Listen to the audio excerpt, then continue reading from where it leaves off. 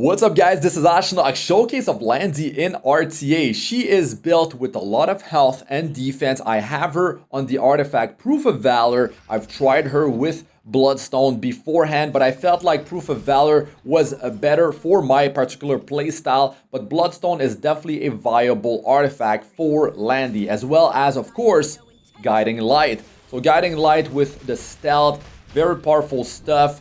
It has his like pros and cons. Same with Bloodstone, with Proof of Valor. So I'll be talking about the reasons why Landy is such a great hero, pros and cons to using her, and I'll also talk about the battles, the team that I'm using. So let's talk about Landy. Why is she so good? Players keep on bringing Landy in RTA. She is picked, even first picked a lot of times.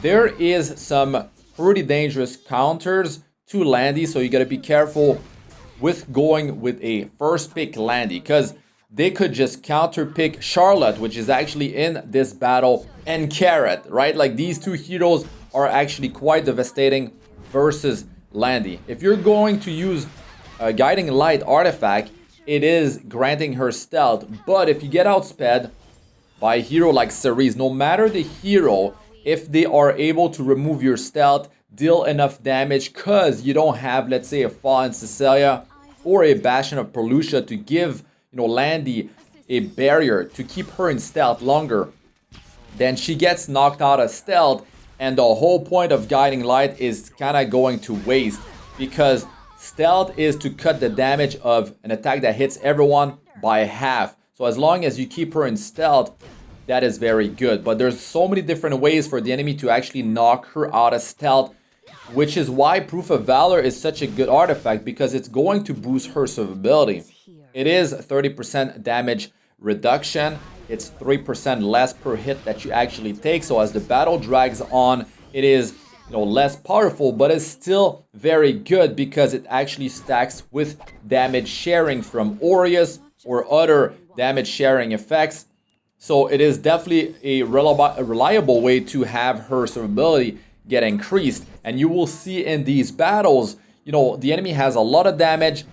A lot of times, I mean, in almost all cases, the enemy is working hard to take out Landy first. And if you build her tanky enough with Proof of Valor, if you have enough sustain, to survive the damage the enemy is throwing at you, you're gonna do great.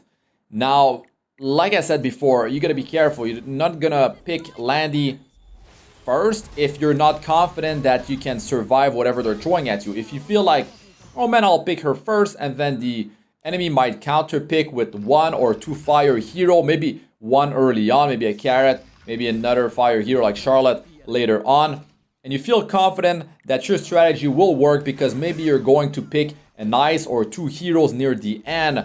Like something I've done in the past was like, there's Rem. I don't have Rem built in this account right now, but yeah, you could have Rem, you could have Seaside Bellona, so they're gonna have to like ban one of them.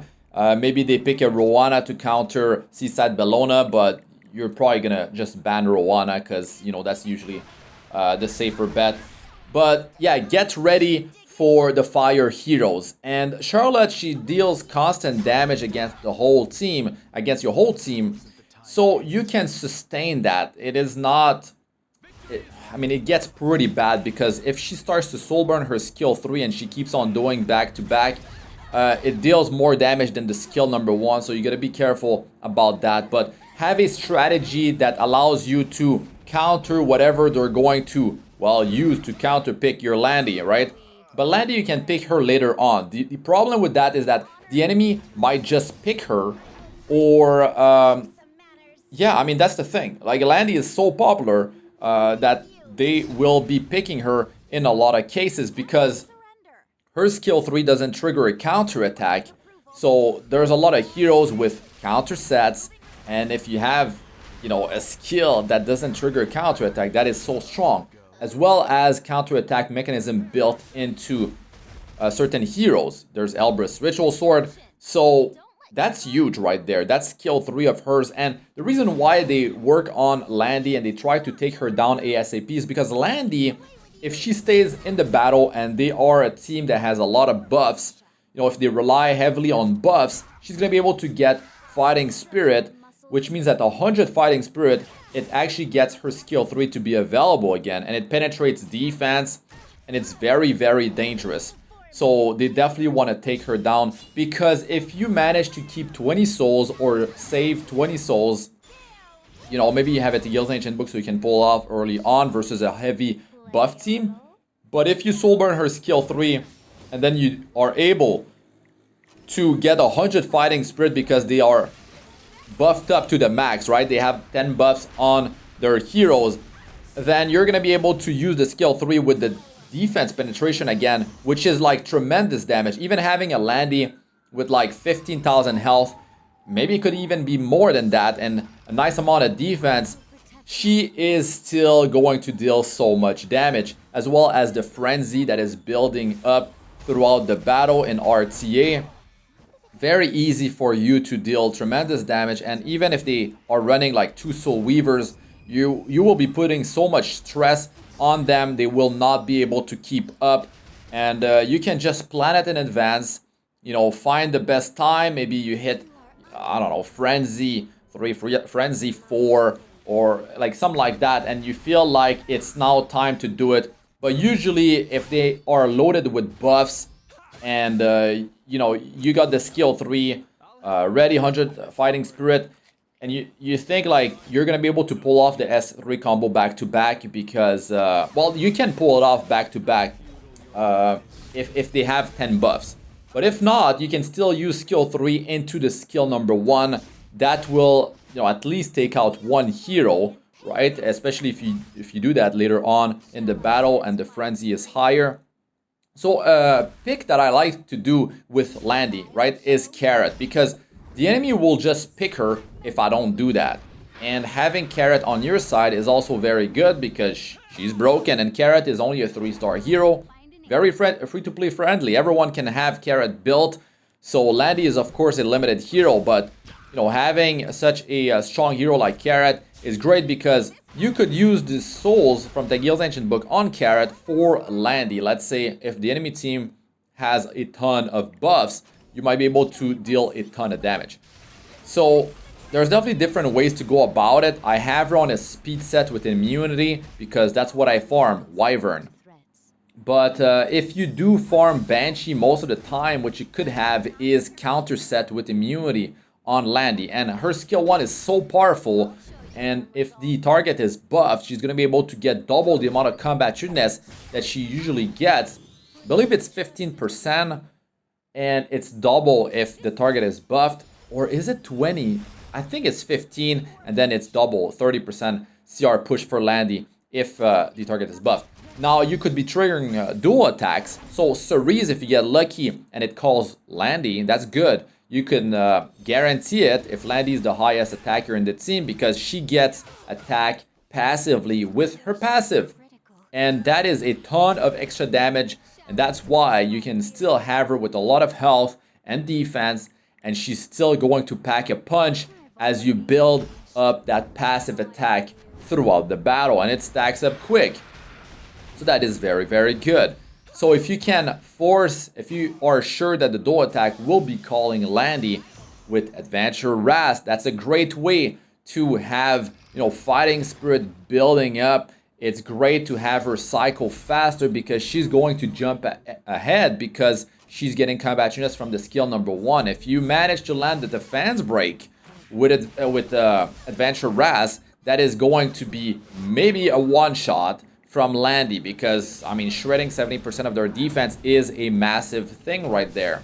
So definitely a solid combo right there, because you also have defense buff from Adventure Ras, and he's able to sustain himself a bit with the skill number 3. He can carry Aureus, he can dispel a buff with skill 1, and you can keep on soul burning his skill 2 to just use it back to back, and you got a pretty high chance, it's like 65%, to land defense break if it doesn't get resisted, of course.